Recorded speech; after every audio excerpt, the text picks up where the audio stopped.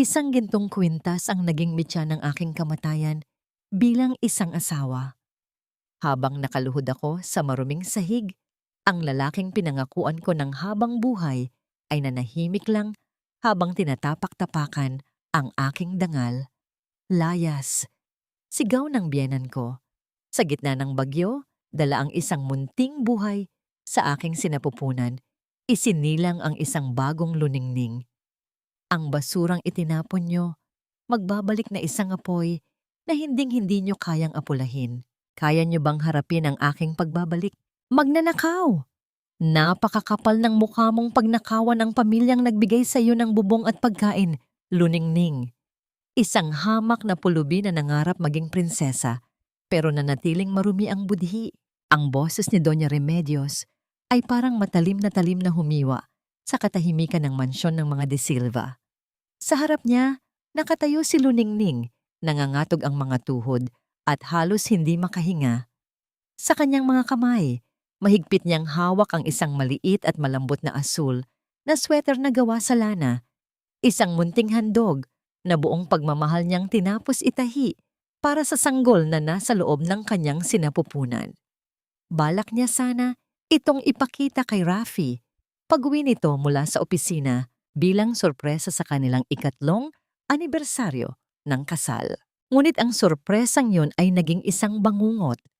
Sa paanan ni Luningning, nakakalat ang mga gamit mula sa kanyang bag, ang kanyang lumang pitaka, isang panyo, at sa gitna ng lahat, ang isang kumikinang na kwintas na brilyante na pagmamay-ari ng matandang matrona. Dahan-dahang binitiwan ni Luningning ang munting sweater. Bumagsak ito sa maruming sahig, tila isang simbolo ng kanyang nadurog na pangarap. Ang lambot ng lana ay kabaligtaran ng tigas ng mukha ni Doña Remedios. Hindi makapaniwala ang batang ina. Paano napunta ang kwintas na yon sa loob ng kanyang gamit? Naramdaman ni Luningning ang panunuyo ng kanyang lalamunan. Gusto niyang sumigaw. Gusto niyang ipagtanggol ang kanyang sarili. Ngunit tila may nakabara na malaking bato sa kanyang dibdib. Ang kanyang puso ay tumitibok ng mabilis. Bawat pintig ay nagdadala ng hapdi sa kanyang buong pagkatao.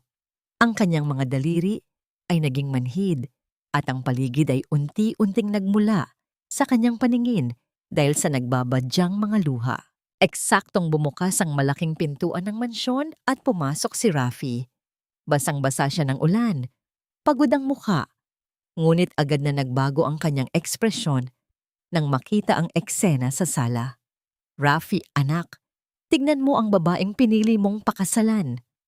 Muling sigaw ni Doña Remedios habang itinuturo ang kwintas sa sahig. Nahuli ko siyang balak itakas ang alahas ng pamilya.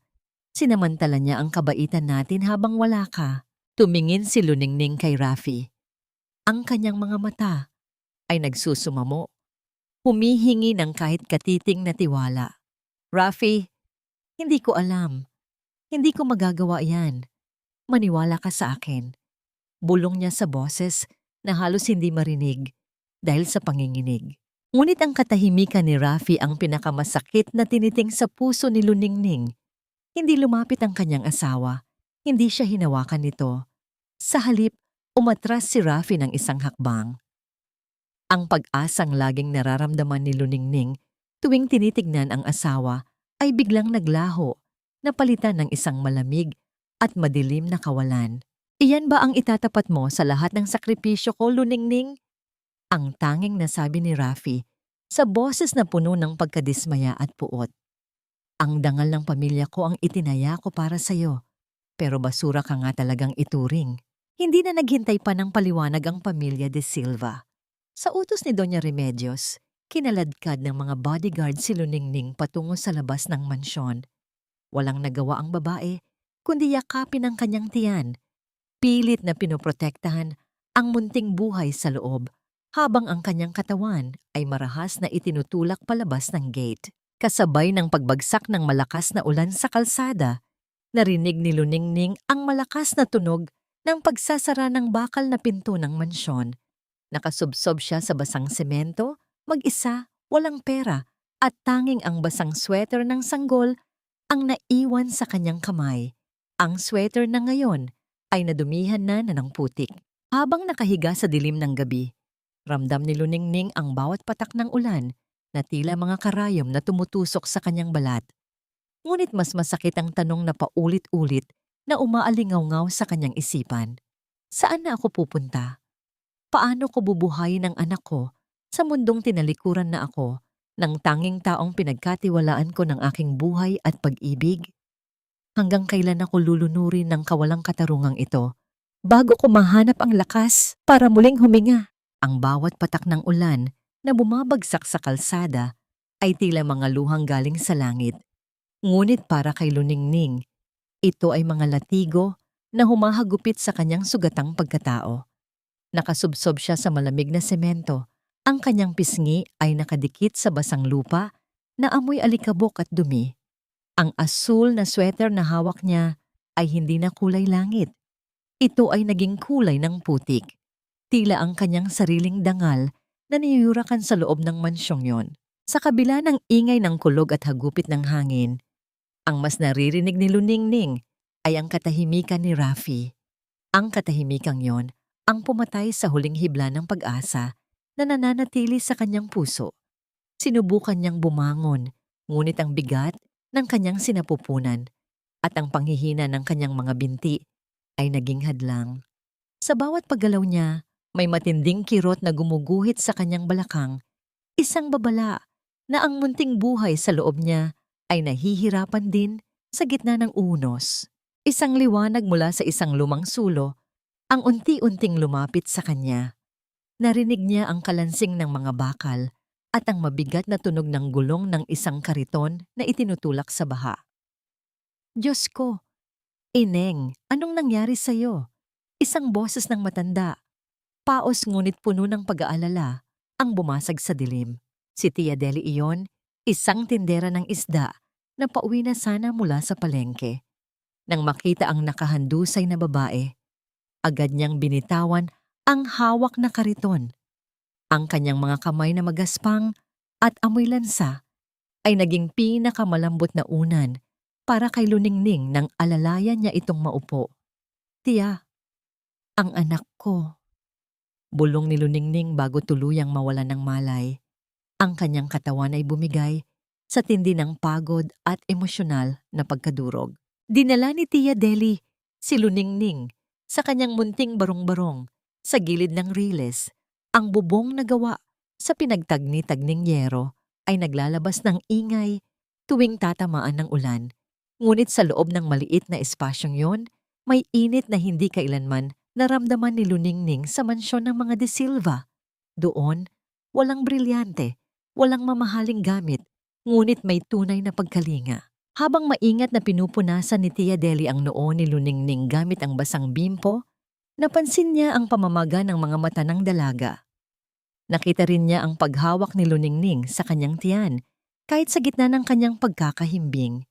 Doon naintindihan ng matanda ang lahat.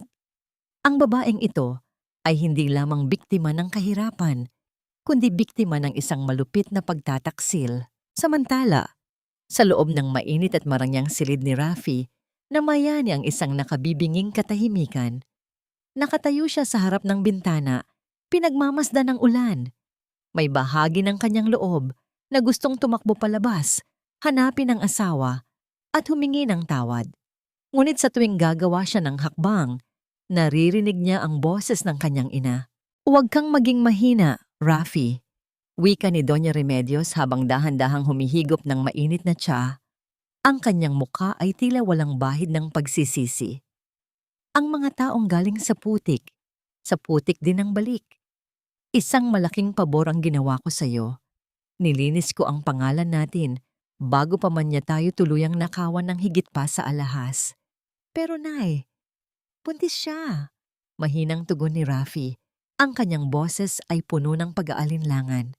Sigurado ka bang sa iyo ang batang iyan?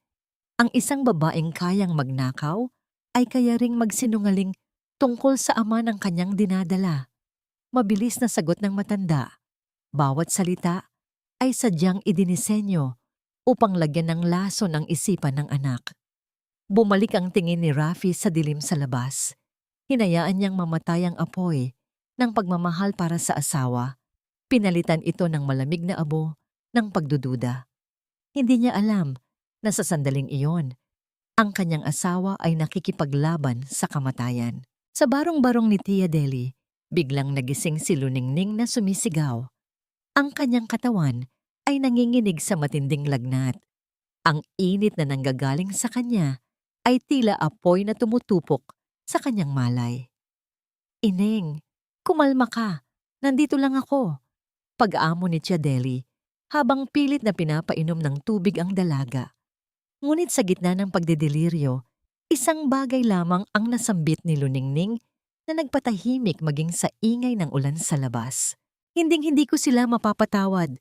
Ang anak ko. Kukunin nila ang anak ko. Napahinto si Tia Deli.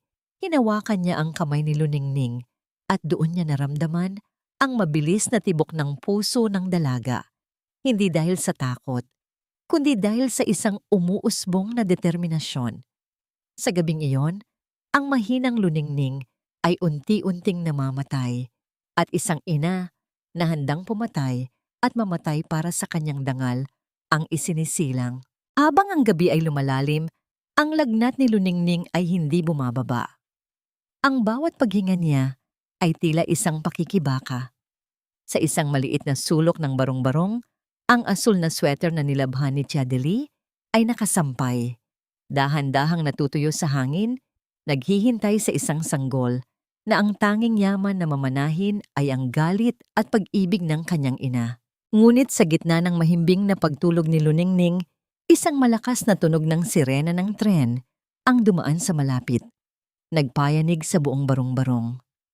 Kasabay nito, ang isang madugong mantsa ay dahan-dahang kumalat sa ibaba ng kanyang baro. Nanlaki ang mga mata ni Tia Deli. Diyos ko, ang bata. Huwag kang bibitiw, Ineng. Para sa anak mo, lumaban ka. Huwag kang papayag na kuhanin siya sa iyo ng dilim. Ang boses ni Tia Deli ay tila nanggagaling sa kabilang dako ng isang mahabang lagusan. Para kay Luningning, ang bawat salita ay parang isang lubid na inihagis sa kanya habang siya ay unti-unting lumulubog sa isang malalim at malamig na dagat ng sakit. Ang hapdi na nanggagaling sa kanyang puson ay hindi na lamang basta kirot. Ito ay tila isang apoy na dahan-dahang tumutupok sa kanyang huling lakas. Sa loob ng maliit at madilim na barong-barong, ang tanging nagbibigay ng liwanag ay ang maliit na liyab ng lampara na sumasayaw sa ihip ng hangin na dumadaan sa mga siwang ng dingding. Ang amoy ng basang lupa at kalawang ay humahalo sa amoy ng pawis at dugo. Sa bawat dagundong ng kulog sa labas, tila nayayanig ang buong pagkatao ni Luningning. Tia, hindi ko na kaya. Ang mahinang daing ng dalaga, ang kanyang mga kamay ay mahigpit na nakakapit sa gilid ng banig hanggang sa mamuti ang kanyang mga kuko. Kaya mo, Luningning. Isipin mo ang mga taong nagtapon sa iyo sa ulan. Isipin mo ang asawa mong mas pinili ang yaman kaysa sa inyo. Ipapakita mo sa kanila na buhay ang anak mo. Ang mga salita ni Tia Deli ay puno ng galit at pagmamahal, isang pilit na panggising sa natutulog na diwa ng batang ina. Sa gitna ng matinding paghihirap, pumasok sa isipan ni Luningning ang imahe ng mansyon ng mga De Silva, ang malinis na sahig, ang mamahaling tsa ni Doña Remedios, at ang malamig na tingin ni Rafi. Ang alaala ng kanilang kalupitan ay nagsilbing gasolina sa unti-unting nauunang apoy ng kanyang determinasyon. Hindi siya pwedeng mamatay dito. Hindi niya pwedeng hayaan na magtagumpay ang kanilang kasamaan. Isang huling malakas na pag-iri ang ginawa ni Luningning. Isang sigaw na nagmula sa kaibuturan ng kanyang kaluluwa, kasabay ng isang matalim na kidlat na tumama sa kalapit na puno. At pagkatapos niyon, ang lahat ay tila huminto. Ang hangin ay tumigil sa pag-ihip. Ang ulan ay naging banayad na patak na lamang sa bubungang yero. Ngunit ang katahimikan sa loob ng barong-barong ay mas nakakabingi. Nanlaki ang mga mata ni Luningning habang nakatingin sa kisame. Hinihintay niya ang isang tunog. Ang tanging tunog na magpapatunay na ang lahat ng sakit na ito ay may katuturan. Ngunit wala siyang narinig. Nakita niya ang likod ni Chadeli na abalang-abala sa pagpunas sa maliit na katawan ng sanggol, ngunit ang matanda ay hindi nagsasalita. Tiya, bakit hindi siya umiiyak? Ang tanong ni Luningning ay puno ng panginginig. Ang bawat salita ay tila isang basag na kristal. Hindi sumagot si Tia Deli. Mabilis ang kanyang mga galaw, tila may ginagawang milagro sa maliit na nilalang na hawak niya. Ang bawat segundo ay tila isang taon para kay Luningning. Ang kanyang puso ay tumitibok ng mabilis, tila gustong kumawala sa kanyang dibdib.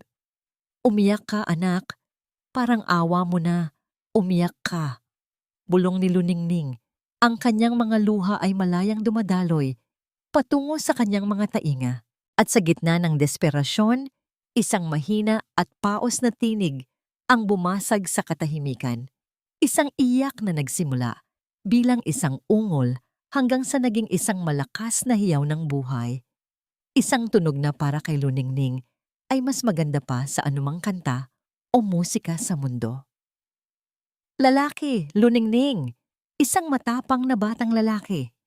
Ang masayang sigaw ni Chadeli habang maingat na inilalapit ang sanggol sa dibdib ng ina nang maramdaman ni Luningning ang init ng balat ng kanyang anak.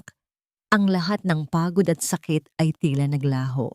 Dito, sa ilalim ng tumutulong bubong, sa gitna ng kahirapan, natagpuan niya ang kanyang bagong mundo. Ang maliit na kamay ng sanggol na humawak sa kanyang daliri ay tila isang pangako na hindi na siya muling mag-iisa. Gabriel. Ang pangalang binigkas ni Luningning, ang kanyang boses ay puno ng banal na pag-ibig. Ang aking tagapagtanggol. Ngunit habang pinagmamasdan niya ang kanyang anak, isang madilim na anino ang dumaan sa mukha ni Tia Deli. Napansin ng matanda ang pamumutla ng mga labi ni Luningning at ang malamig na pawis na lumalabas sa noo nito. Ang dugo sa banig ay hindi tumitigil sa pag-agos, tila isang ilog na gustong kuhanin ang natitirang buhay ng ina. Napatingin si Luningning sa kanyang mga kamay na unti-unting nawawalan ng kulay. Ang kanyang paningin ay nagsisimulang magdilim at ang tinig ni Gabriel ay tila lumalayo ng lumalayo. Tiya, alagaan mo siya. Ang huling bulong ni Luningning bago tuluyang bumagsak ang kanyang mga talukap. Sa labas, ang bagyo ay tuluyang tumigil, ngunit sa loob ng barong-barong, isang bagong laban para sa buhay ang kasisimula pa lamang. Mamumulat pa kaya si Luningning upang makita ang unang nangiti ng kanyang anak? O ang pagsilang ni Gabriel ang magiging huling alaala niya sa mundong ito? Ang dumi naman ng lugawan na ito. Baka kung anong sakit pa ang makuha ko sa pagkain na ibinibenta mo. Ang boses ng isang babaeng nakabihis ng maayos, ngunit puno ng pandiri ang sumira sa konsentrasyon ni Luningning habang hinahalo ang malaking kaldero ng lugaw. Ang mainit na usok mula sa kumukulong sabaw na may amoy ng luya at bawang ay humahampas sa kanyang pawisang mukha. Hawak niya ang isang malaking kahoy na sandok gamit ang kanyang mga kamay na may mga paltos at sunog mula sa init ng kalan. Mga kamay na noong nakaraang taon lamang ay makinis at pinupunasan ng mamahaling krema sa loob ng mansyon ng mga De Silva. Tiniis ni Luningning ang mapait na tingin at ang mga mapanghusgang salita ng kostyumer. Ibinaba niya ang kanyang ulo. Pinipilit na huwag ipakita ang pamumula ng kanyang mga mata.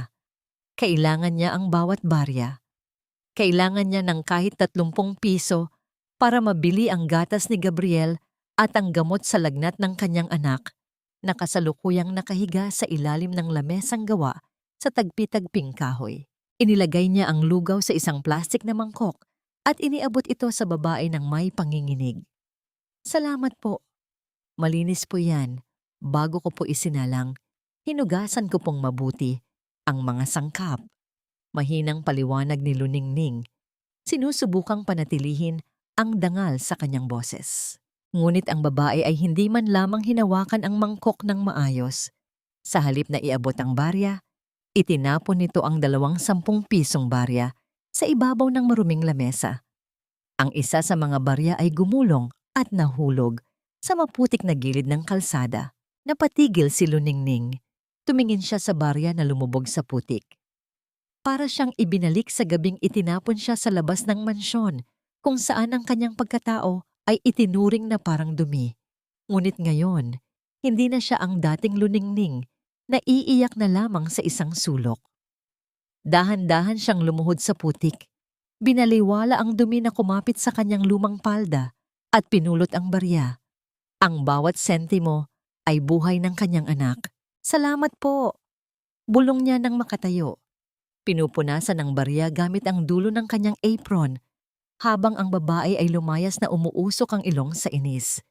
Nang makaalis ang costumer, binuhat ni Luningning si Gabriel mula sa ilalim ng lamesa. Ang bata ay mahimbing na natutulog. Ang kanyang maliit na mukha ay may bakas ng tuyong luha. Hinaplos ng ina ang noo ng anak, nakakaramdam ng lunas sa bawat marahang paghinga nito. Ang paghihirap na ito ay may katuturan dahil sa batang ito. Ngunit ang tadhana ay tila mahilig magbiro sa mga sugatang puso. Isang makintab at mamahaling itim na sasakyan ang biglang huminto sa tapat ng kanyang maliit na pwesto dahil sa tindi ng trapiko sa Manila. Ang sasakyang yon ay pamilyar kay Luningning, isang modelo na pag-aari ng pamilya de Silva. Ang kanyang puso ay tila tumigil sa pagtibok. Ang kanyang buong katawan ay nanigas habang nakatitig sa tinted na bintana ng sasakyan na dahan-dahang bumababa upang magpapasok ng sariwang hangin mula sa labas. At doon, nakita niya si Rafi. Naka-Amerikana ito, maayos ang gupit ng buhok at may hawak na mamahaling telepono habang nakikipag-usap ng may ngiti sa kanyang mga labi. Sa tabi niya, sa upuan ng pasahero, ay isang magandang babae na may hawak na mamahaling bag. Isang babaeng malinaw na galing sa parehong mundo ng mga de Silva. Walang kamalay-malay si Rafi na ilang metro lamang ang layo mula sa kanya. Ang asawang itinapon niya sa ulan ay nakatayo sa tabi ng isang umuusok na kaldero ng lugaw. Yakap ang isang batang may kanyang mga mata at ilong. Tumingin si Rafi sa labas ng bintana. Ang kanyang mga mata ay dumaan sa direksyon ng maliit na pwesto ni Luningning. Sa isang segundo, nagtagpo ang kanilang mga paningin. Naramdaman ni Luningning ang matinding panghihina ng kanyang mga tuhod. Gusto niyang magtago. Gusto niyang takpan ang kanyang mukha upang hindi makita ng lalaking minahal niya ang kanyang kasalukuyang kalagayan. Ngunit may isang boses sa kanyang loob na sumigaw ng hindi. Hindi niya dapat ikahiya ang kanyang paggawa ng marangal na trabaho para sa kanyang anak. Itinaas ni Luningning ang kanyang ulo. Hinarap ang tingin ni Rafi ng may buong katatagan. Ngunit ang sunod na nangyari ay mas masakit pa sa isang pisikal na tiniting. Ang tingin ni Rafi ay dumaan lamang sa kanya nang walang kahit anong emosyon. Tila ba si Luningning ay isa lamang bahagi ng maruming kalsada ng Maynila. Isang estranghero na hindi karapat-dapat pag-ukulan ng pansin. Dahan-dahang itinaas ni Rafi ang bintana ng sasakyan, ganap na tinatakpan ang kanyang mundo mula sa mundo ng kahirapan. Umalis ang sasakyan nang lumuwang ang trapiko.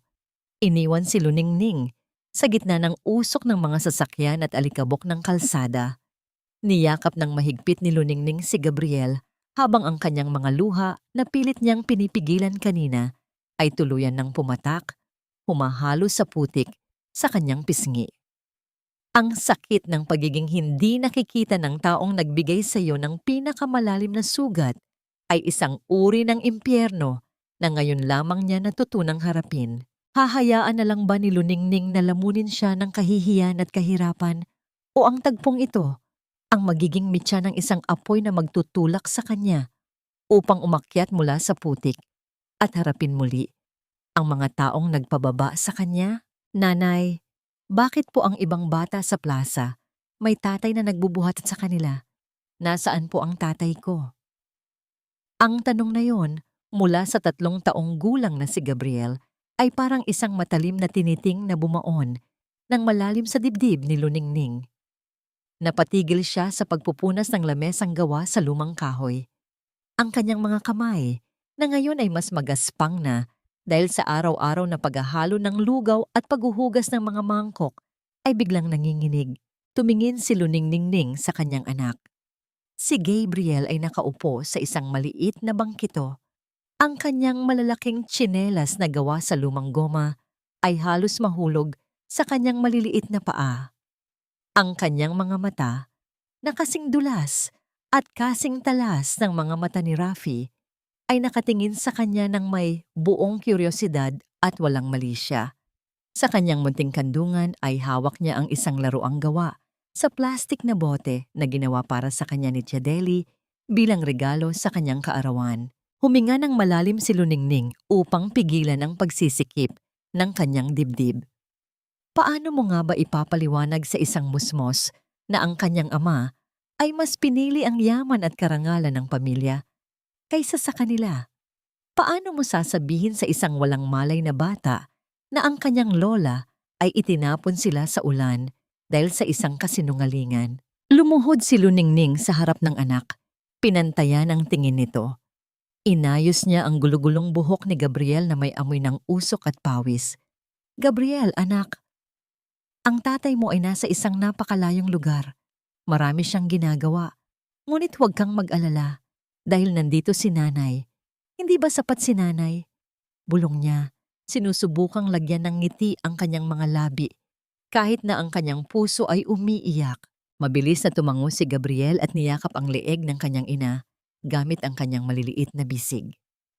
Sapat po, nanay. Mahal ko po kayo. Kapag malaki na po ako naman po ang magtatrabaho para hindi na kayo mapagod sa tapat ng kalan. Ang mga salitang yon mula sa anak ay naging pinakamabisang gamot sa lahat ng sugat ni Luningning. Ang bawat gabi ng pagpapakapagod, ang bawat pang-aalipusta ng mga nakapaligid sa kanya ay tila nawalan ng halaga sa harap ng pagmamahal ng kanyang anak. Ngunit alam ni Luningning na hindi sapat ang pagmamahal lamang sa mundong ito ng mga lobo. Kamakailan lamang, ang mga tsismis sa kanilang eskinita ay nagsisimula ng lumala. Ang ilang mga kapitbahay na naiinggit sa unti-unting pagdami ng mga suki ng kanyang lugawan ay nagsimulang magpakalat ng balita na si Luningning ay pinalayas ng isang mayaman dahil sa pagnanakaw at si Gabriel ay isang anak sa labas. Natatakot si Luningning na balang araw ang mga salitang ito ay makarating sa pandinig ng kanyang anak at sirain ang malinis nitong puso. Isang hapon, habang nagliligpit ng mga mangkok si Luningning, napansin niya ang isang mamahaling sasakyan na pumarada hindi kalayuan sa kanyang pwesto. Isang lalaking naka-Amerikana ang bumaba at lumapit sa tindahan ng kabilang eskinita. Tila may itinatanong habang hawak ang isang larawan. Nang lumingon ang lalaki sa kanyang direksyon, mabilis na kinarga ni Luningning si Gabriel at pumasok sa loob ng barong-barong ni Tia Deli. Ang kanyang puso ay nagsimulang tumibok ng mabilis dahil sa takot. Sino ang lalaking iyon? Ang pamilya de Silva ba ay nagsisimula ng maghanap sa kanila, hindi upang humingi ng tawad, kundi upang tuluyang bawiin ang tanging kayamanan na natitira sa kanya, ang kanyang anak? O may iba pang panganib na nagbabanta sa kanilang munting kapayapaan? Niyakap ni Luningning si Gabriel ng napakahigpit sa loob ng madilim na silid, habang ang tunog ng mga yabag ng sapatos sa labas ay tila dahan-dahang lumalapit sa kanilang pinto. Ang usok ng mamahaling tabako ay tila isang makapal na ulap na bumabalot sa pribadong silid ng isang sikat na kasino sa Maynila. Sa ilalim ng nagliliwanag na aranya, nakaupo si Doña Remedios. Ang kanyang leeg ay napapalamutian ng mga bagong perlas at ang kanyang mga daliri ay puno ng mga sing-sing na kumikinang sa bawat galaw niya. Ngunit sa likod ng makapal na pampaganda, hindi maitatago ang malalalim na linya ng kaba at puyat sa kanyang mukha. Sa bawat paglapag ng mga baraha at sa bawat paggalaw ng mga tumpok ng chips sa ibabaw ng mesa, ang kanyang yaman ay dahan-dahang inaanod palayo. Ang mga matang dati ay puno ng pagmamalaki, habang itinataboy si Luningning sa ulan, ngayon ay nanlilisik sa desperasyon. I think that's it for tonight, Remedios. Nakangiting wika ng isang ginang na kamesa niya habang kinukuha ang huling bunton ng mga chips. Sabi ko naman sa'yo, hindi araw-araw ay sinuswerte ang mga De Silva. Pilit nang ngumiti si Doña Remedios, itinaas ang kanyang baba upang panatilihin ang kanyang huwad na dangal. Kakarampot na halaga lamang yan, mga Amelia. Barya lang yan sa kaba ng aking pamilya. I'll see you all next week. Tumayo siya ng may angas, ngunit pagtalikod niya, ang kanyang mga kamay ay mahigpit na napakapit sa kanyang mamahaling bag upang pigilan ang matinding panginginig. Natalo na naman siya. Sa loob ng 3 taon, ang mga negosyo ng pamilya ay unti-unting bumagsak dahil sa kanyang pagkalulong sa sugal at sa maling pamamahala. Ngunit patuloy niyang pinapanatili ang ilusyon ng kanilang yaman. Palagi niyang sinisisi ang malas na dala ni Luningning sa kanilang pamilya, isang kasinungalingan na inulit-ulit niya hanggang sa mismong siya ay naniwala. Samantala, sa loob ng malawak ngunit tahimik na aklatan ng mansyon ng mga De Silva, nakaupo si Rafi sa dilim. Ang tanging liwanag ay nagmumula sa buwang tumatagos sa malaking bintana. Ang malamig na yelo ay unti-unting natutunaw sa loob ng kanyang baso na naglalaman ng alak. Wala na ang lalaking puno ng kumpiyansa. Pinalitan na ito ng isang anino na kinakain ng sariling konsensya. Ilang araw na ang nakalipas mula nang dumaan ang kanyang sasakyan sa isang maruming kalsada at makita niya ang isang babaeng nagtitinda ng lugaw. Nakita niya ang mga mata nito, mga matang kailanman ay hindi niya makakalimutan. Si Luningning. Gusto niyang buksan ang pinto ng sasakyan noon. Gusto niyang tumakbo, lumuhod sa putik, at humingi ng tawad. Ngunit nanaig ang kanyang duwag na pagkatao at ang presensya ng kanyang bagong nobya, isang anak ng politiko na ipinagkasundo ng kanyang ina upang isalba ang kanilang bumabagsak na kumpanya. Inutusan niya ang driver na umalis, ngunit ang imahe ni Luningning na yakap ang isang bata ay nag-iwan ng nagbabagang uling sa kanyang utak. Isang anak. May anak na siya na naglalakad sa putik habang siya ay nakatira sa palasyo. Ang alaalang iyon ang unti-unting sumisira sa kanyang isipan gabi-gabi.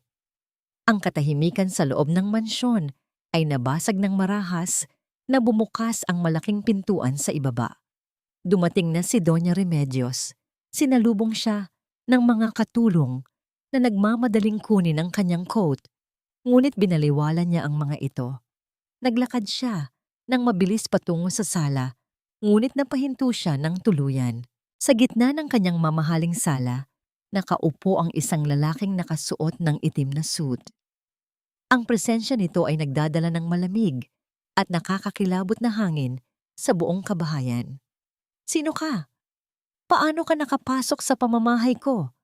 Bulyaw ni Doña Remedios, sinusubukang itago ang kanyang takot sa likod ng matining na boses. Dahan-dahang tumayo ang lalaki. Walang galang, walang paggalang sa matrona. May kinuha itong isang makapal na sobre mula sa loob ng kanyang jacket at inihagis ito sa ibabaw ng glass table. Ang mga papel ay nagkawatak-watak, mga kopya ng promissory notes na may pirma ni Doña Remedios, at ang pinakamasakit sa lahat, ang kopya ng titulo ng mansyon ng mga De Silva. Ang pasensya ni boss ay hindi kasing lawak ng sala ninyo, Doña Remedios. Wika ng lalaki na ang boses ay tila galing sa ilalim ng lupa. Ang utang ninyo sa sindikato ay umabot na sa 50 milyong piso kasama ang interes. Namutla ang buong mukha ng matrona. Babalik ko ang pera niya. Bigyan niyo pa ako ng kaunting panahon. May mga asset pa ang kumpanya ng anak ko. Ngumisi ang lalaki ng may halong pangungutya. Alam namin na palubog na rin ang kumpanya ninyo. Binibigyan kayo ni boss ng eksaktong 3 araw. Kapag walang 50 milyon na dumating sa account, hindi na kami magpapadala ng liham. Kami na mismo ang maglalabas ng mga gamit ninyo papunta sa kalsada. Magandang gabi, Donya. Pagkaalis ng lalaki, naiwan si Doña Remedios na nakatitig sa titulo ng bahay. Ang kanyang mga binti ay nawalan ng lakas dahilan upang siya ay mapaupo sa malamig na sahig. Eksakto sa lugar kung saan niya pinaluhod at ipinahiya si Luningning maraming taon na ang nakalipas. Ang toring ginto ng mga De Silva ay nagsisimula ng gumuho at wala silang ibang masisisi kundi ang kanilang sariling kasakiman. Ngunit sa pagbagsak na ito, sino ang magiging biktima ng desperasyon ng matrona upang makabangon muli? Ang nagbabagang uling sa ilalim ng maitim na kaldero ay naglalabas ng init na tila humahagupit sa balat ni Luningning, ngunit hindi niya ito alintana. Gamit ang kanyang mga kamay na puno na ng kalyo at maliliit na peklat mula sa tilansik ng mantika, patuloy niyang hinahalo ang malapot na sabaw ng lugaw.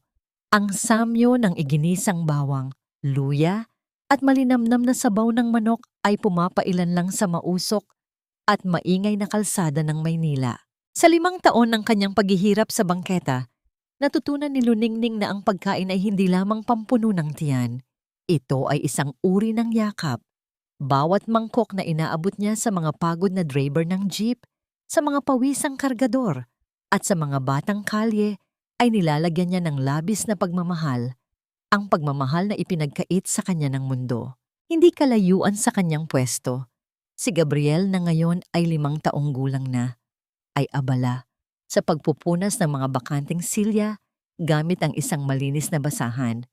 Ang kanyang mga mata ay laging nakasunod sa kanyang ina, puno ng paghanga at pag-unawa na hindi akma sa kanyang murang edad.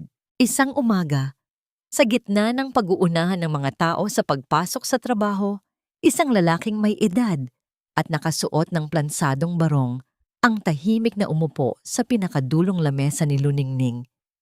Halatang hindi siya sanay sa alikabok ng kalsada. Inilapag niya ang kanyang mamahaling maleta sa gilid at umorder ng isang mangkok ng lugaw. Pinanood ni Luningning ang lalaki habang sinusubuan nito ang sarili. Pagkatapos ng unang higop ng sabaw, napapikit ang lalaki. Ang kanyang mga balikat na kanina ay matigas dahil sa stress ay dahan-dahang bumaba. Walang salitang lumabas sa kanyang bibig, ngunit inubos niya ang buong mangkok hanggang sa huling patak. At pagkatapos ay tumingin ng diretso kay Luningning. "I have eaten in the most expensive restaurants in Asia, Ineng." Wika ng lalaki na may malalim at kalmadong boses. "Pero ang lugaw mo, iba ang timpla. May linamnam na nagpapaalala sa akin ng luto ng yumaong nanay ko sa probinsya. May puso ang luto mo." Ngumiti ng mahinhin si Luningning. Pinupunasan ang kanyang mga kamay sa kanyang apron. "Salamat po. Sinasamahan ko po kasi ng tiyaga para naman po mabusog hindi lang ang tiyan ng mga suki ko, kundi pati ang pagod nilang katawan." Tumayo ang lalaki at naglapag ng isang calling card sa ibabaw ng mesa. "Ako si Mr. Chua. May-ari ako ng ilang commercial spaces sa bayan. Gusto kong mamuhunan sa sipag at talento mo. Sayang ang lasa ng ganyang pagkain kung mananatili lang sa gilid ng mausok na kalsada. Let's open a proper eatery. Ako ang sa pwesto at gamit. Ikaw ang sa kusina at pamamahala. 50-50 tayo sa kita." Natigilan si Luningning. Tiningnan niya ang maliit na piraso ng papel.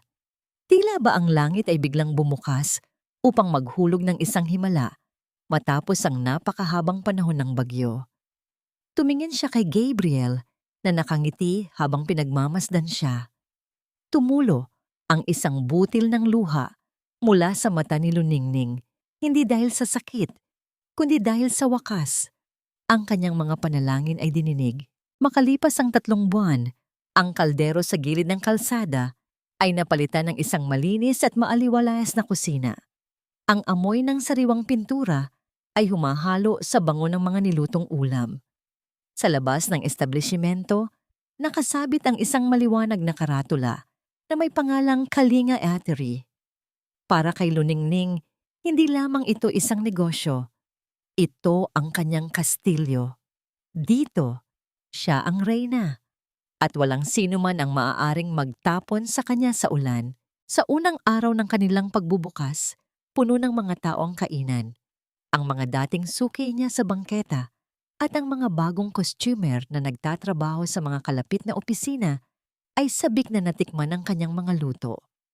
Habang pinagmamasdan ni Luningning ang mga taong masayang kumakain mula sa bintana ng kanyang kusina, naramdaman niya ang isang mainit na yakap sa kanyang baywang, si Gabriel.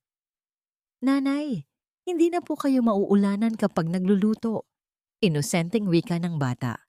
Hinalikan ni Luningning ang noo ng kanyang anak. "Oo anak, at ipapangako ko sa'yo, mula ngayon, hindi na tayo kailanman luluhod sa putik para lang mabuhay." Pagsapit ng gabi, nang magsara na ang kainan at tahimik na ang paligid, sinimulan ni Luningning ang pagliligpit. Pinupunasan niya ang isang mesa nang mapansin niya ang isang naiwang dyaryo ng isang customer. Kukunin na sana niya ito upang itapon sa basurahan, ngunit ang malaking litrato sa pahina ng negosyo ay pumigil sa kanyang paghinga. Sa litrato, nakatayo si Rafi, mukhang pagod, mas matanda, at may madilim na aura sa paligid ng kanyang mga mata. Ang ulo ng balita sa itaas ng larawan ay nakasulat sa malalaking itim na letra. De Silva Group of Companies. Palubog na. Mga ari-arian, isinusubasta dahil sa bilyon-bilyong utang. Dahan-dahang umupo si Luningning sa silya. Hinaplos niya ang magaspang na papel ng dyaryo. Walang-walang ngiti ng tagumpay sa kanyang mga labi. Walang palakpak ng paghihiganti. Sa halip, isang malalim na pagbuntong hininga ang kumawala sa kanyang dibdib. Ang gulong ng palad ay tuluyan ng umikot. Ang mga nasa itaas na nagtapon sa kanya ay nagsisimula ng mahulog sa kumunoy, habang siya na nanggaling sa ilalim ay nakatayo ngayon sa matibay na lupa. Ngunit sa pagbagsak ng mga De Silva, alam ni Luningning na ang nakaraan ay muling kakatok sa kanyang pinto. Handa na ba siyang harapin ang mga taong muntik nang pumatay sa kanyang kaluluwa? Ang panahon ay isang makapangyarihang alon. Maaari itong lumunod sa isang tao sa ilalim ng kalungkutan o maaari itong maging sasakyan upang makarating sa dalampasigan ng tagumpay. Para kay Luningning, ang 7 taon na lumipas ay tila isang bakal na paulit-ulit na idinaan sa apoy. Masakit, nakakapaso, ngunit sa huli ay nagpanday ng isang espada na hindi na kailanman mababali. Mula sa iisang munting Kalinga Eatery, ang kanyang pangalan ay dahan-dahang gumapang paitaas. Ngayon, kilala na siya sa buong syudad bilang Madam Luningning, ang nagmamay-ari ng isang sikat na chain ng mga Filipino restaurant at catering services na nagsisilbi sa mga kilalang tao at malalaking kumpanya. Wala na ang babaeng nanginginig sa kalsada na namumulot ng baryang nahulog sa putik. Ang nakatayo ngayon sa harap ng salamin ng kanyang malawak at eleganteng opisina ay isang babaeng nakasuot ng malinis na puting suit. Ang kanyang buhok ay maayos na nakapusod at ang kanyang mga mata ay nagtataglay ng kalmadong kapangyarihan. Ngunit ang pinakamalaking yaman niya ay hindi ang mga numero sa kanyang bank account. "Mom, look! Nakuha ko ang highest honors sa science at math." Ang pinto ng opisina ay bumukas at pumasok ang isang matangkad at maliksing 10 taong gulang na bata. Si Gabriel. Ang kanyang mga mata ay nagniningning sa tuwa habang iwinawagayway ang kanyang report card. Nakasuot siya ng uniforme ng isang eksklusibong pribadong paaralan. Ang kanyang mga sapatos ay makintab at walang bahid ng alikabok na kinagisnan niya noong kanyang kamusmusan. Agad na lumambot ang mga matalim na mata ni Luningning. Lumuhod siya, hindi sa putik, kundi sa malambot na carpet ng kanyang opisina at sinalubong ng mahigpit na yakap ang kanyang anak. Ang amoy ng mamahaling pabango at pambatang pulbos ay naghalo sa ere. "Ang galing-galing naman ng anak ko. I am so proud of you, Gabriel." Masayang wika ni Luningning habang hinahaplos ang buhok ng bata. "Ano ang gusto mong gift? Bibili ni Mommy lahat ng gusto mo." Kumalas si Gabriel sa yakap at tiningnan ng kanyang ina ng may seryosong mukha, isang ekspresyon na napakapamilyar kay Luningning. Hindi ko po kailangan ng bagong laruan, ma'am. Ang gusto ko lang po sana, umuwi tayo ng maaga mamaya at ipagluto mo ako ng lugaw. Yung katulad ng niluluto mo dati. Naramdaman ni Luningning ang isang kurot ng init sa kanyang puso. Kahit nakatira na sila sa kaginhawaan, ang kaluluwa ng kanyang anak ay nanatiling mapagkumbaba. Tumango siya at hinalikan ang noo ng bata. Pangako, pagkatapos ng meeting ko ngayon, uuwi tayo at magluluto ako. Samantala, sa isang malayong bahagi ng Maynila, malayo sa mga kumikinang na ilaw ng negosyo ni Luningning, ang hanging umiihip ay may amoy ng kalawang at pagkabulok. Sa isang luma at pinauupahang apartment na ang mga pintura ay nagbabakbak na, nakaupo si Rafi sa gilid ng isang manipis na kama. Ang kanyang dating makintab na sapatos ay pudpud na ang takong.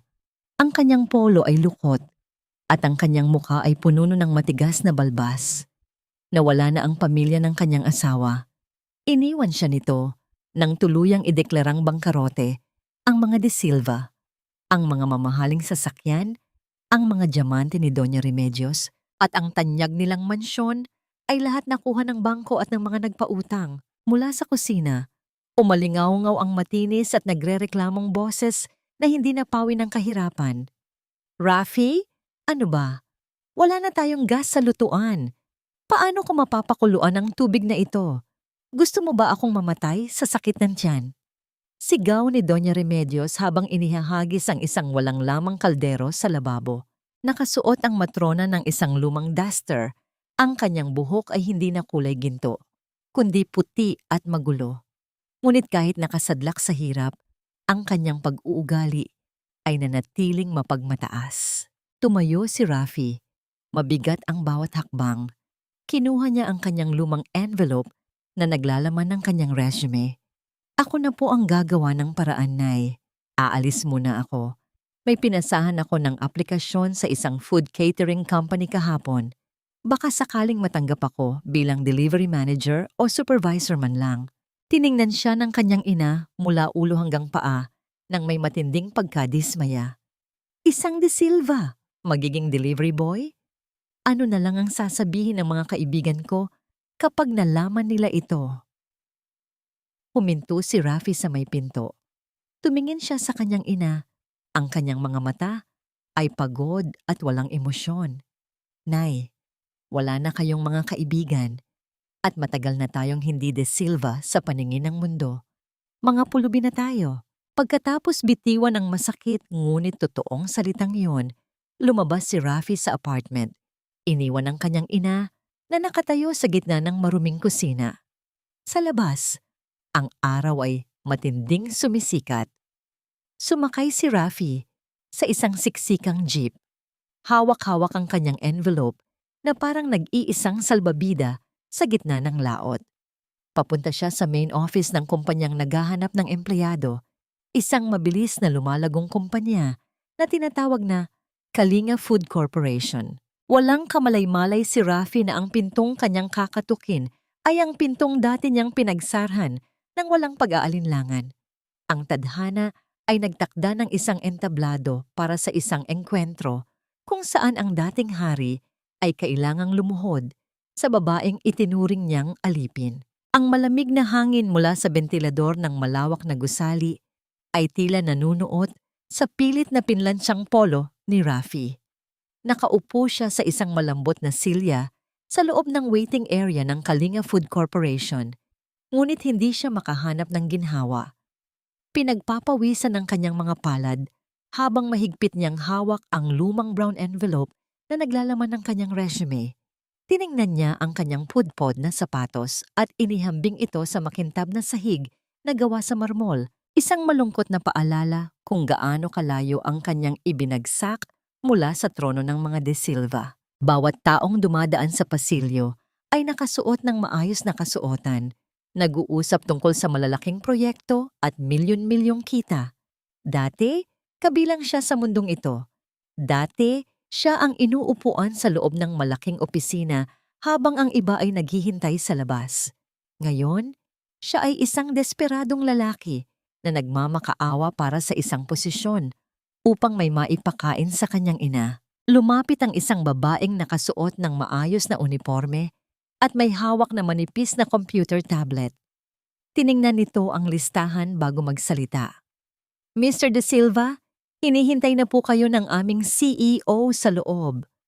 Tumayo si Rafi. Mabigat ang bawat hakbang habang sinusundan ang sekretarya sa isang mahabang pasilyo na pinalamutian ng mga larawan ng mga branch ng restaurant sa buong bansa. Bawat hakbang ay nagpapabilis ng tibok ng kanyang puso. Ito ang kanyang huling pag-asa. Pagbukas ng malaking pintuang gawa sa matibay na kahoy, bumungad sa kanya ang isang opisina na sumisigaw ng kapangyarihan ngunit may bahid ng pagiging elegante. Ang sahig ay nababalutan ng makapal na karpet. Sa dulo ng kwarto, sa likod ng isang malapad na mesang gawa sa salamin at mahogany, ay isang malaking executive chair na nakatalikod.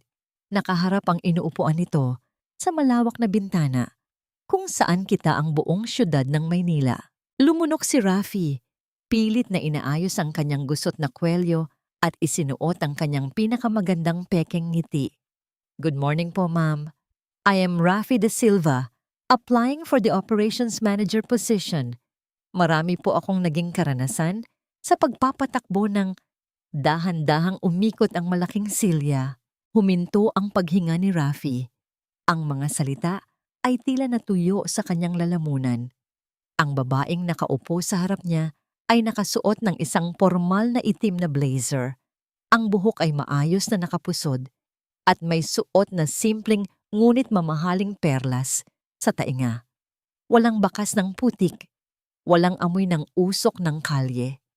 Ang babaeng nakatitig sa kanya ay walang iba, kundi ang babaeng ipinagtabuyan niya sa gitna ng bagyo 7 taon na ang nakalilipas. Si Luningning, binitawan niya ang brown envelope, hindi inaalintana ang paglapat nito sa sahig kasama ang pagkalat ng kanyang mga papel.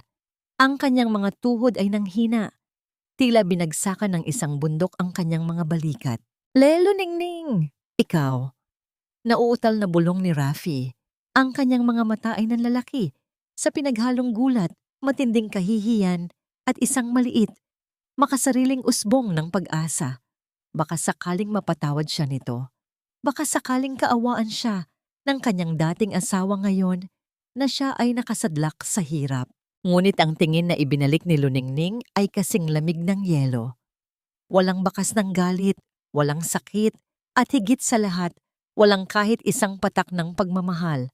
Tila siya ay tumitingin sa isang estranghero na nagdala ng alikabok sa kanyang malinis na opisina. Dahan-dahang tumayo si Luningning. Ang kanyang tindig ay tuwid at puno ng kumpiyansa. Tiningnan niya ang mga papel na nakakalat sa sahig bago ibinalik ang tingin sa mukha ng lalaki. Take a seat, Mr. De Silva. Wika ni Luningning sa isang formal at walang emosyong boses. Hindi ginagamit ang sarili niyang pangalan. Ako si Madam L, ang CEO ng kumpanyang ito. Nabasa ko ang file mo. Napalunok si Rafi, hindi magawang igalaw ang kanyang mga paa. Ang kalmadong boses ni Luningning ay mas nakakabingi kaysa sa anumang sigaw. Tumukod si Luningning sa kanyang lamesa. Tinitigan ng diretso ang mga mata ng lalaking dumurog sa kanyang puso noon. Ngayon, sabihin mo sa akin, Mr. De Silva, bakit ko tatanggapin sa aking kumpanya ang isang taong kilala sa pagiging duwag at sa pagpapabagsak ng sarili niyang pamilya? Ang mga huling salita ni Luningning ay tila isang matalim na sibat na tumusok ng diretso sa pagkatao ni Rafi. Nanatili siyang nakatayo. Ang kanyang mga braso ay walang lakas na nakalaylay sa kanyang tagiliran habang unti-unting pinupulot ng sekretarya ang mga nakakalat na papel sa sahig at inilagay ang mga ito sa ibabaw ng salamin na mesa. Bawat tingin ng sekretarya ay tila nagdaragdag sa kahihiyan na nararamdaman ng dating tagapagmana ng mga De Silva.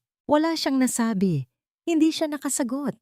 Paano niya ipagtatanggol ang kanyang sarili kung lahat ng binigkas ng babae ay hubad na katotohanan? Tumalikod si Rafi, mabibigat ang mga paa habang naglalakad palabas ng opisina.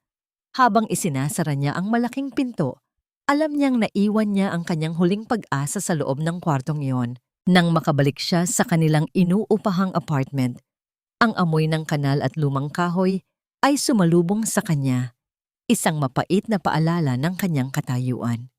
Nadatnan niya si Doña Remedios na nakaupo sa harap ng isang maliit at basag na salamin. Pilit na inaayos ang kanyang gusot na damit at naglalagay ng manipis na kolorete sa kanyang mga labi na halos matuyo na. "Oh, nandyan ka na pala! Ano ang balita sa aplikasyon mo? Nakuha mo ba ang posisyon? Dapat alam nila kung sino ang kinakausap nila." Sunod-sunod na tanong ng matrona nang hindi man lang lumilingon sa kanyang anak. Bumagsak si Rafi sa lumang sofa, napasabunot sa kanyang sariling buhok. "Wala, Nay. Wala na tayong pag-asa. Ang kumpanyang pinuntahan ko, ang CEO nila." Nanginginig ang boses niya, hindi matukoy kung dahil sa matinding kahihiyan o sa panghihinayang. Yung CEO nila ay si Luningning. Natigilan si Doña Remedios. Ang manipis na brush na hawak niya ay nahulog mula sa kanyang nanginginig na mga daliri. Dahan-dahan siyang lumingon kay Rafi.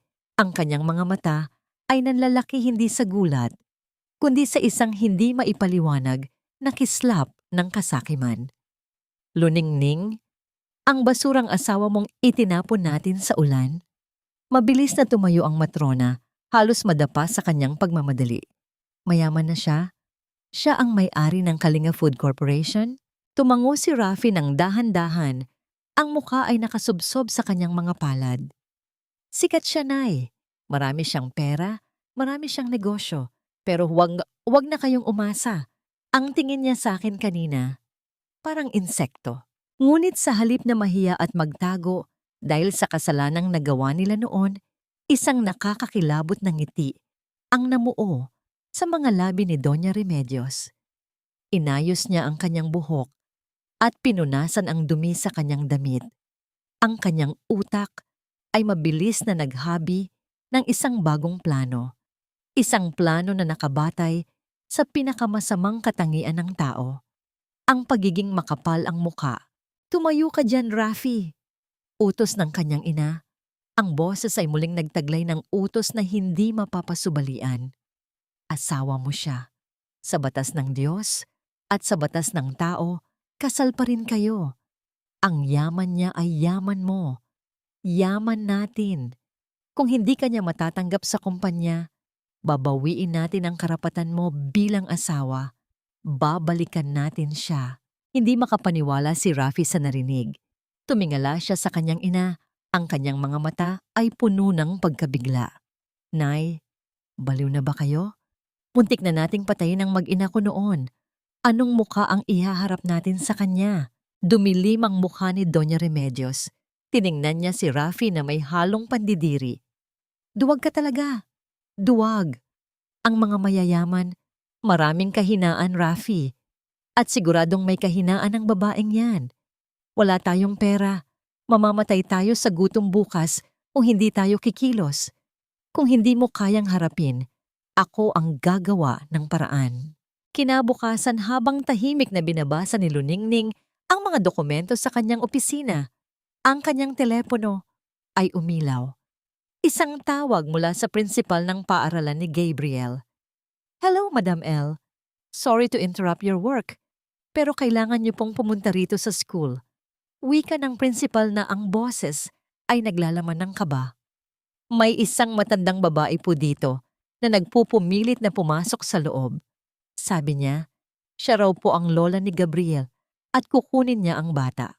Napatayo si Luningning mula sa kanyang silya. Ang mga dokumento ay nagkawatak-watak sa kanyang mesa.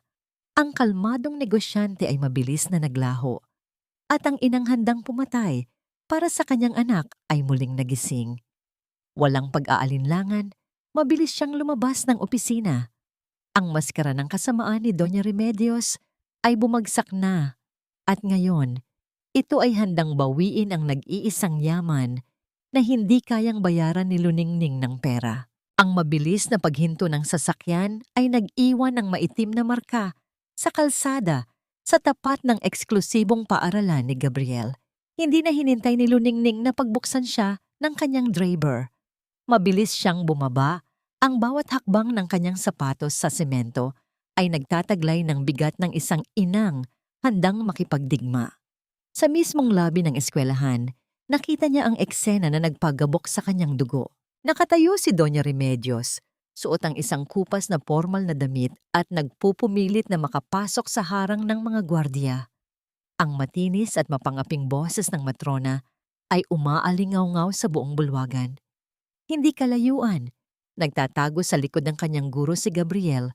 Ang maliliit na kamay ay mahigpit na nakakapit sa palda nito.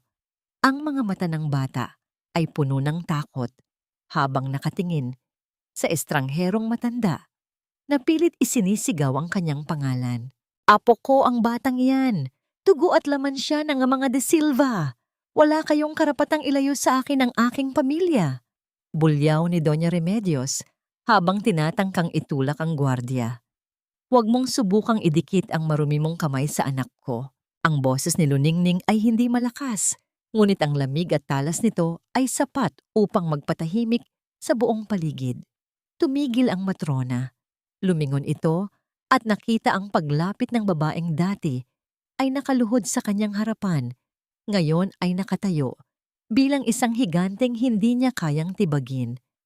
Mabilis na tumakbo si Gabriel patungo kay Luningning. Mami! Niyakap ni Luningning ang kanyang anak at agad itong inilagay sa kanyang likuran, isang pisikal na pader sa pagitan ng bata at ng kasamaan. Pinunasan niya ang buhok ng bata bago ibinaling ang matalim na tingin kay Doña Remedios. Nang makita ang magagarang alahas at ang mamahaling damit ni Luningning, ang mga mata ni Doña Remedios ay kuminang sa matinding kasakiman. Pilit itong ngumiti. Isang ngiting nagdala ng kilabot sa mga nakasaksi. Luningning, hija. Tingnan mo nga naman ang ikot ng mundo. Wika ng matrona. Sinusubukang palambutin ang kanyang tono upang magmukhang kaawa-awa sa harap ng mga guro at magulang na nanonood. Nandito ako para bawiin ang apo ko. Kasal pa rin kayo ng anak kong si Rafi. Kung ano ang yaman mo ngayon, pag-aari rin ng asawa mo. Karapatan naming makapiling ang batang magmamana ng aming pangalan. Isang malamig at mapaklang tawa ang kumawala sa mga labi ni Luningning. Tinitigan niya ang matrona nang may buong pandidiri. Inaalis ang lahat ng pilit na tinatakpang hiya ng matanda. Pangalan? Ang pangalang ginamit mo para itaboy ako sa gitna ng bagyo nung ipinagbubuntis ko siya? Ang pangalang pilit mong nilinis sa pamamagitan ng pagbintang sa akin ng pagnanakaw ng iyong diamante? Ang bawat salita ni Luningning ay kalmado, ngunit tila mga balang tumatagos sa balat. Wala siyang dugong De Silva. Ang batang ito ay nabuhay dahil sa pawis ko sa pagtitinda ng lugaw sa bangketa. Habang kayo ay nagpapakasarap sa yaman na ngayon ay naging alikabok na. Bago pa man makasagot ang matrona, isang lalaki ang humahangos na pumasok sa lobby. Si Rafi. Pawisan siya at nanginginig ang mga kamay habang sinusubukang pigilan ang kanyang ina. Ngunit pag-angat niya ng tingin, ang kanyang mga mata ay dumiretso sa batang nakatago sa likod ni Luningning. Napatigil si Rafi sa paghinga. Nakita niya ang isang batang lalaki na may parehong hugis ng kanyang mukha, parehong matalas na kilay at parehong mga mata. Ang pisikal na pagkakahawig ay hindi maikakaila. Sa sandaling iyon, ang lahat ng kasinungalingan ng kanyang ina noong gabing iyon ay gumuho. Ito ang kanyang anak. Ang anak na itinapon niya sa ulan. Isang matinding kirot ng pagsisisi ang pumiga sa puso ni Rafi. Lumapit siya ng isang hakbang. Ang boses ay basag. Anak, Luningning. Anak ko siya. Ngunit bago pa man siya makalapit, hinawakan ni Gabriel ang kamay ng kanyang ina at tumingala rito nang may inosenteng pagtataka. Mami, sino po ang mga masasamang tao na yan? Bakit po nila kayo inaaway? Ang mga inosenteng salita ng bata ay tila matatalim na kutsilyo na dumaan sa lalamunan ni Rafi. Hindi siya kilala ng kanyang anak. Para kay Gabriel, siya ay isa lamang masamang tao na nagpapaiyak sa kanyang ina. Napayuko si Rafi. Ang mga luhang matagal na niyang pinipigilan ay nagsimulang pumatak sa sahig. Wala sila, Gabriel. Mga ligaw na aso lang na nagugutom. Malamig na sagot ni Luningning. Hindi inaalis ang paningin kay Rafi bago tumingin sa mga gwardya. Security, ilabas niyo ang mga taong ito. Kapag nakita ko pa silang umaaligid sa eskwelahan ng anak ko, idedemanda ko ang pamunuan ninyo. Habang pilit na inilalabas ng mga gwardya ang mag-ina, ang desperasyon ni Doña Remedios ay umabot sa sukdulan. Nagpumiglas siya mula sa hawak ng gwardya at isinigaw ang kanyang huling baraha. Ang kanyang boses ay umaalingaw-ngaw na parang sumpa. Hindi pa tayo tapos, Luningning. May mga koneksyon pa ako. Idedemanda kita. Kukunin ko sa iyo ang bata sa batas at panonoorin kitang gumapang muli sa putik para magmakaawa sa pamilya namin. Tinalikuran na ni Luningning ang matrona. Naglalakad palayo kasama ang kanyang anak. Ngunit sa ilalim ng kanyang kalmadong anyo, ang matinding pagbabanta ni Doña Remedios ay nag-iwan ng isang malamig na pangamba na dahan-dahang gumagapang sa kanyang dibdib. Hanggang saan ang kayang gawin ng isang desperadong demonyo para maagaw ang kanyang nag-iisang anghel? Ang pananakot ni Doña Remedios sa loob ng paaralan ay hindi lamang lumutang na mga salita. Sa mga sumunod na araw, nagsimula ang isang madilim at tahimik na digmaan. Ginamit ng matrona ang kakarampot niyang naipon at ilang lumang pabor mula sa mga kaibigang abogado na dati niyang binabayaran, nagpapadala ng mga sulat demanda kay Luningning para igiit ang mga karapatan ni Rafi bilang asawa at ama. Gusto nilang pilitin ang isang DNA test. Gusto nilang kunin ang kalahati ng Kalinga Food Corporation.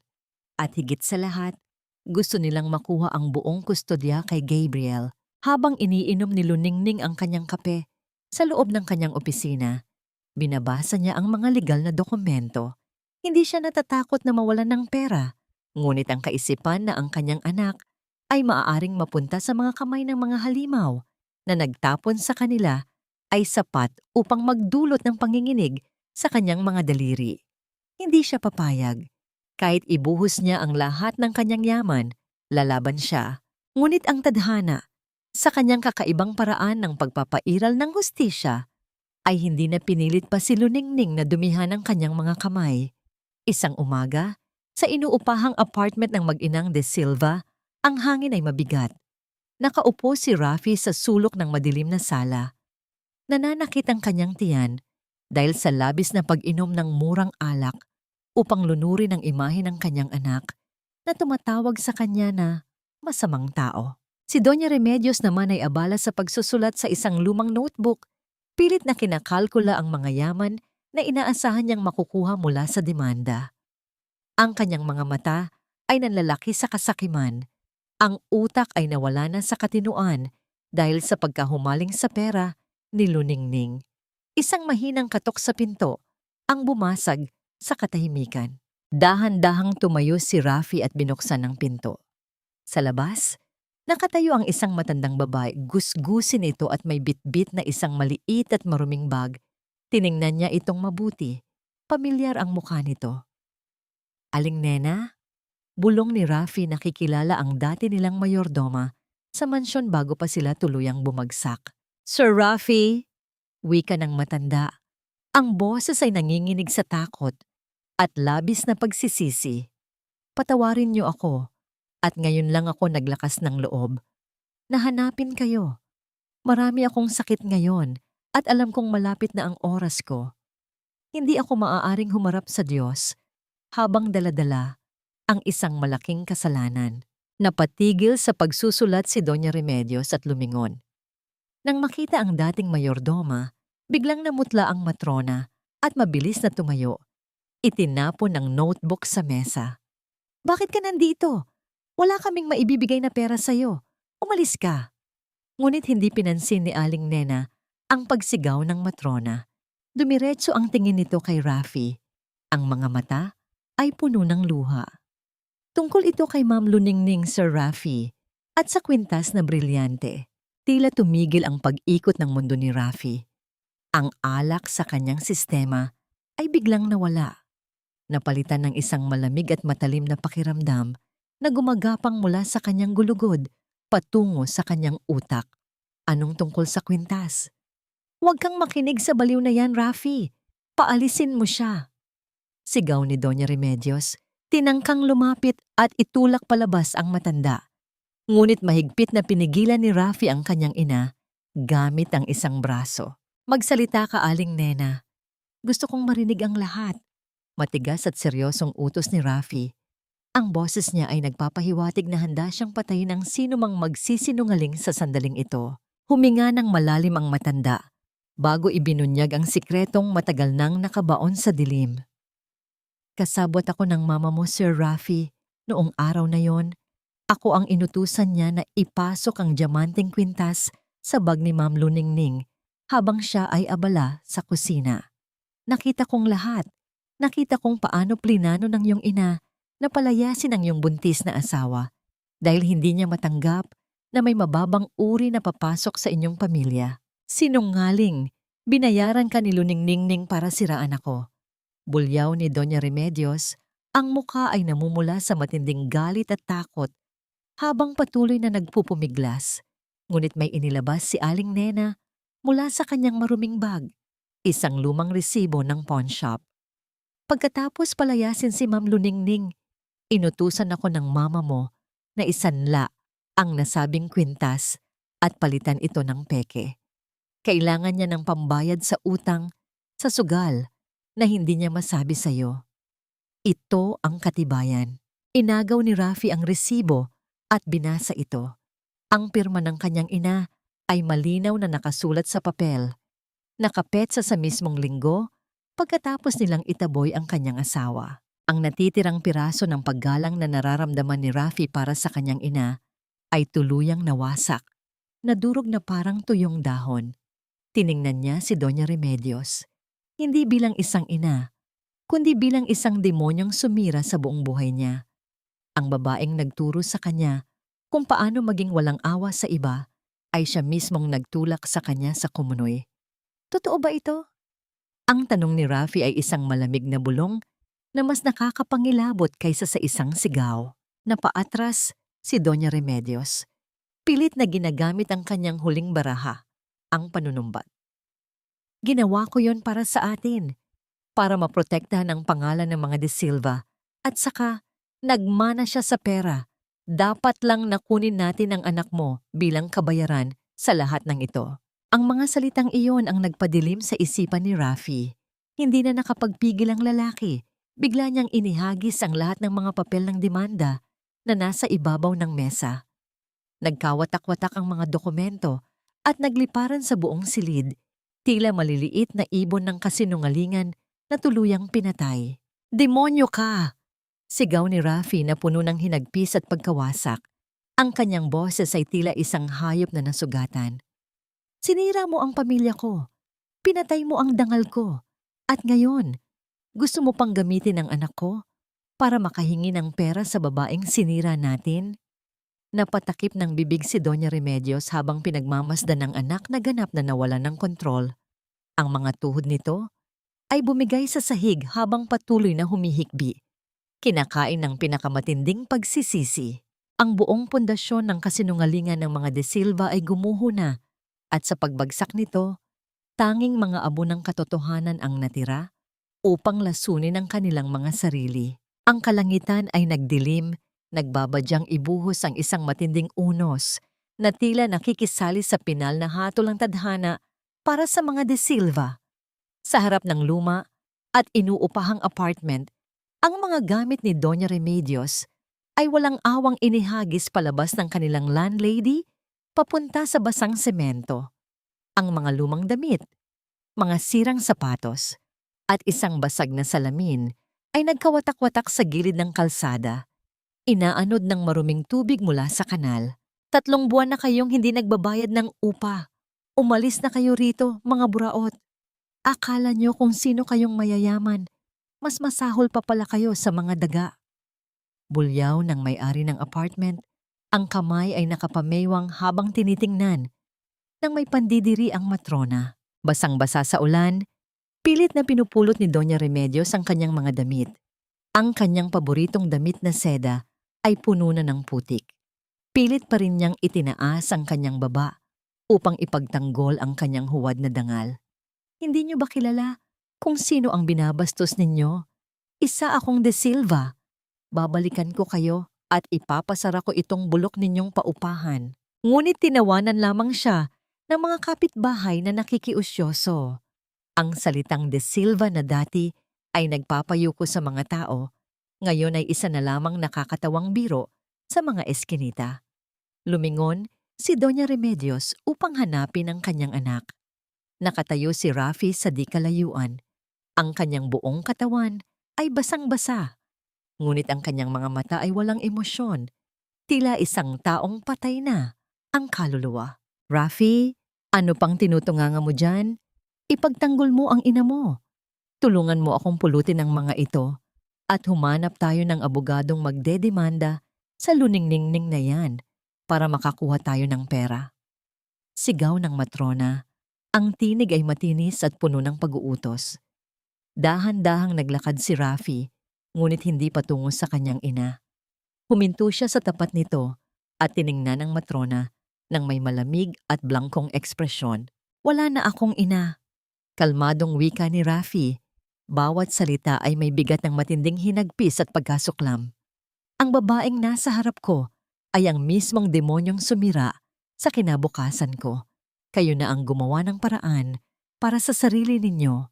Mula ngayon, patay na ako sa inyo. Pagkatapos bitiwan ang mga salitang iyon, tinalikuran ni Rafi ang kanyang ina. Binaliwala niya ang mga pag-iyak at pagmamakaawa ni Doña Remedios na ngayon ay naiwang mag-isa, nakasalampak sa gitna ng putik at ulan. Eksakto sa sitwasyon kung saan niya inilagay si Luningning 7 taon na ang nakalilipas. Ang hustisya ng tadhana ay dumating at wala itong dalang awa. Habang patuloy sa paglalakad, hindi inalintana ni Rafi ang malamig na ulan na humahampas sa kanyang katawan. Wala siyang pakialam sa basang damit o sa pagod na bumabalot sa kanya. Isa lamang ang destinasyong nasa isip niya. Isa lamang ang taong kailangan niyang makita. Sa gitna ng lahat ng kaguluhan at pagkabigong kanyang pinagdaanan, may mga tanong siyang kailangang masagot at mga salitang kailangang mabigkas. Habang binabagtas niya ang madilim na kalsada, alam niyang ang pagkikitang yon ay maaaring magbago ng takbo ng kanyang buhay. At bago siya gumawa ng anumang malaking desisyon tungkol sa kanyang kinabukasan, kailangan muna niyang harapin ang taong matagal nang nasa kanyang isip at puso. Makalipas ang higit 1 oras ng paglalakad, nakarating siya sa harap ng malaking bakal na gate ng isang magarbong mansyon. Ito ang tahanan ni Luningning. Ang mataas na pader, ang maliliwanag na ilaw mula sa loob, at ang malalaking puno ng mangga sa bakuran ay sumisigaw ng tagumpay. Dati, siya ang nasa loob ng isang mansyon, habang ang kanyang asawa ay nakahandusay sa labas. Ngayon, ang mundo ay tuluyang bumaligtad. Nakatayo si Rafi sa labas ng gate, nanginginig, walang dangal, at walang mukhang ihaharap. Nagmakaawa siya sa gwardiya na tawagin ang may-ari ng bahay. Hindi nagtagal. Bumukas ang maliit na pinto sa gilid ng gate. Lumabas si Luningning. Nakasuot siya ng isang mahaba at eleganteng damit pantulog na natatakpan ng isang makapal na roba. Isang gwardiya ang nakatayo sa kanyang tabi. May hawak na malaking payong upang protektahan siya mula sa ulan. Kalmado ang mukha ni Luningning. Ang kanyang mga mata ay tila malalim na karagatan. Hindi mababakasan ng kahit anong emosyon habang nakatingin sa lalaking basang-basa sa kanyang harapan. Nang makita si Luningning, nanghina ang mga tuhod ni Rafi. Dahan-dahan, sa gitna ng buhos ng ulan, bumaon ang kanyang mga tuhod sa malamig at maruming putik. Ang dating makapangyarihang tagapagmana ng mga De Silva, ngayon ay nakadapa sa paanan ng babaeng itinuring niyang basura. Luningning! Ang boses ni Rafi ay basag, humahalo sa ingay ng ulan. Ang kanyang mga luha ay malayang umaagos sa kanyang mukha. Patawarin mo ako. Alam ko na ang lahat. Sinabi na sa akin ni Aling Nena Ang tungkol sa kwintas. Alam kong inosente ka. Alam kong ang ina ko ang sumira sa'yo. At alam kong naging isang duwag akong asawa dahil pinaniwalaan ko siya. Nanatiling tahimik si Luningning. Pinagmamasdan niya ang paghihirap ng lalaki, ngunit ang kanyang puso ay hindi nagpapabilis ng tibok. Ipinatong ni Rafi ang kanyang mga nanginginig na kamay sa basang semento. Yumuko hanggang sa dumikit ang kanyang noo sa putik. Hindi ako pumunta rito para humingi ng pera. Hindi rin ako nandito para ipilit na buuin natin ang pamilya natin. Dahil alam kong wala na akong puwang sa buhay ninyo ni Gabriel. Napakarumi ko para sa inyo. Nandito ako para humingi ng tawad. Parusahan mo ako, saktan mo ako. Gawin mo sa akin ang lahat ng sakit na ipinaranas namin sa iyo. Tatanggapin ko. Ang katahimikan sa pagitan nila ay mas mabigat pa sa ulan. Ang mga salita ni Rafi ay puno ng katotohanan at labis na pagsisisi. Ito ang eksaktong sandali na pinangarap ni Luningning sa loob ng maraming taon. Ang makitang lumuluhod at nagmamakaawa ang lalaking dumurog sa kanya. Ito ang rurok ng kanyang paghihiganti. Ngunit habang nakatingin si Luningning sa nakakaawang figura ni Rafi na puno ng putik, isang malalim na katanungan ang umusbong sa kanyang isipan. Papatawarin ba niya ang lalaking ito upang tuluyan ng mapalaya ang sarili mula sa nakaraan? O hahayaan niya itong mabulok sa sariling konsensya habang buhay? Ang bawat pagpikit ni Rafi habang nakadikit ang kanyang noo sa putik ay nagpapabalik sa kanya sa gabing iyon. Ang gabing itinapon niya ang lahat ng may halaga sa kanyang buhay. Ngayon, ang bigat ng kanyang mga kasalanan ay tila mga tanikalang hindi nagpapahintulot sa kanya na tumayo ng tuwid. Hinihintay niya ang mga matatalim na salita ni Luningning, ang sigaw ng pagkamuhi at ang tuluyang pagtaboy sa kanya. Ngunit walang sigaw na dumating. Sa halip, narinig niya ang mahinang pag-usad ng mga sapatos ni Luningning sa basang semento. Huminto ito ilang pulgada lamang mula sa kanyang mga kamay na nakasubsob sa putik. Tumayo ka, Rafi. Ang boses ni Luningning ay hindi galit, ngunit hindi rin ito malambing. Ito ay ang boses ng isang taong tuluyan ng napalaya mula sa bigat ng emosyon para sa taong nasa harap niya. Dahan-dahang inangat ni Rafi ang kanyang ulo. Ang ulan ay patuloy na bumabasa sa kanyang mukha. Hinuhugasan ng ilang putik, ngunit hindi ang kanyang kahihiyan. Tumingala siya sa babaeng minsan niyang tinawag na asawa. Ang mga mata ni Luningning ay kalmado, tila pinagmamasdan ng isang estranghero na naghahanap ng direksyon sa gitna ng daan. Hindi ko kailangan ng pagmamakaawa mo sa putik. Patuloy ni Luningning. Ang kanyang mga salita ay malinaw sa gitna ng ingay ng bagyo. Noong gabing itinapon niyo ako palabas ng mansyon ninyo, ipinangako ko sa sarili ko na babalik ako para bawiin ang dangal na tinapakan ninyo. Inisip ko kung paano ko kayo dudurugin. Inisip ko kung paano ko ipapalasap sa inyo ang bawat patak ng luha at dugo na ibinuhos ko para mabuhay ang anak ko. Napalunok si Rafi, ramdam ang bawat bigat ng salitang yon sa kanyang dibdib. Ngunit habang nakikita kitang nakaluhod dyan, humugot ng malalim na hininga si Luningning at isang banayad, halos malungkot na ngiti ang sumilay sa kanyang mga labi. Nalaman kong hindi ko na kailangang maghiganti dahil ang buhay na mismo ang nagpataw sa iyo ng pinakamabigat na parusa. Ang mabuhay araw-araw na alam mong ikaw mismo ang pumatay sa pamilyang sana ay magmamahal sa iyo. Iyan ang impyernong hindi ko kailanman kayang likhain. Napapikit si Rafi. Ang mga luha ay naguunahan sa pagtulo. Bawat salita ni Luningning ay totoo. Ang kanyang impyerno ay hindi ang kahirapan, kundi ang kawalan. Pinapatawad na kita, Rafi. Wika ni Luningning, isang pahayag na tila nagpatigil sa pagbagsak ng ulan sa pandinig ni Rafi. Pinapatawad kita, hindi dahil karapat-dapat ka, kundi dahil karapat-dapat ako. at ang anak ko sa isang buhay na walang bahid ng puot. Pinalalaya ko na ang sarili ko mula sa sakit na ibinigay ninyo. Sa unang pagkakataon, nakaramdam si Rafi ng isang mainit na liwanag na pumasok sa kanyang madilim na kaluluwa, isang pag-asa. Ngunit bago pa man siya makapagsalita, nagpatuloy si Luningning. Ngunit ang pagpapatawad ay hindi nangangahulugan ng paglimot at hindi nito maibabalik ang mga bagay na nasira na. Hindi mo na ako kailanman magiging asawa. Wala ka ng puwang sa puso ko. Sumulyap si Luningning sa bintana ng ikalawang palapag ng kanyang mansyon kung saan naroon ang kwarto ng kanyang anak. Pero si Gabriel, wala siyang kasalanan sa lahat ng ito. Kung gusto mong bumawi, patunayan mo muna na karapat-dapat kang maging bahagi ng buhay niya. Magsimula ka sa ibaba. Hanapin mo ang sarili mo.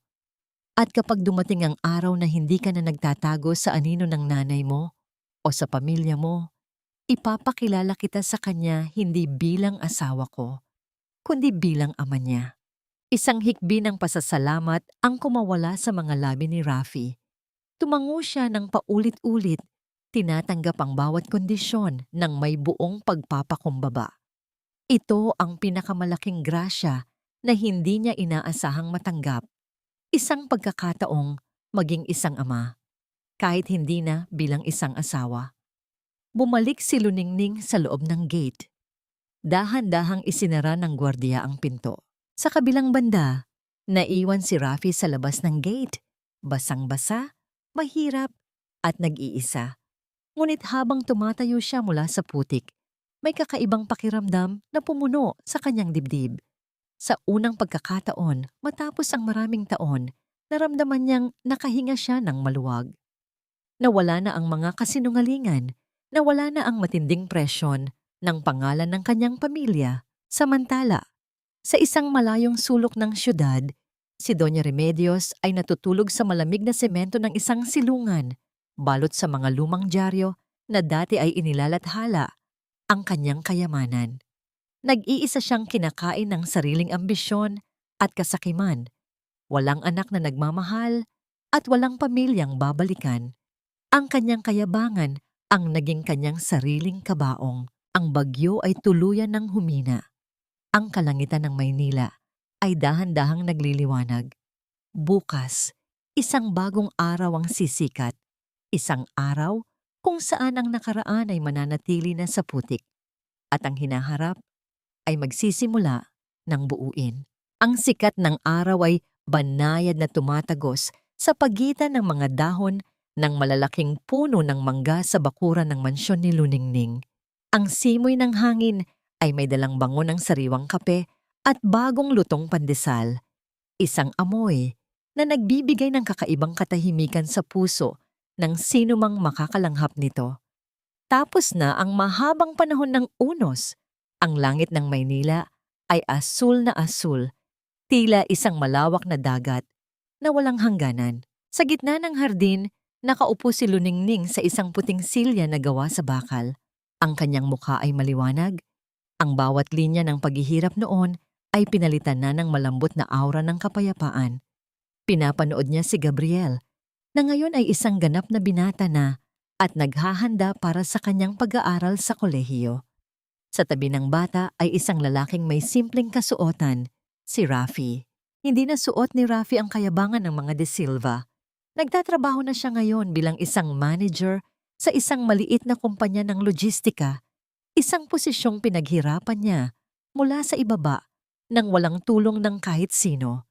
Bawat katapusan ng linggo, binibigyan siya ni Luningning ng pagkakataong makasama ang kanilang anak. Tatay, tignan niyo po itong drawing ko para sa project namin. Masayang wika ni Gabriel habang ipinapakita ang isang blueprint. Ngumiti si Rafi, isang tunay na ngiti na umaabot sa kanyang mga mata. Napakahusay mo talaga, anak. Malakas sa tatag ng loob ng mami mo. Nagkatinginan si Luningning at Rafi mula sa malayo. Walang mabilis na tibok ng puso, walang hapdi ng nakaraan. Isang simpleng pagtango lamang ang ibinigay ni Luningning. Isang pagkilala na ang lalaking nasa harap niya ay nagsisikap na maging mabuting tao para sa kanilang anak. Hindi sila nagkabalikan bilang mag-asawa at alam nilang dalawa na iyon ang pinakamabuting desisyon.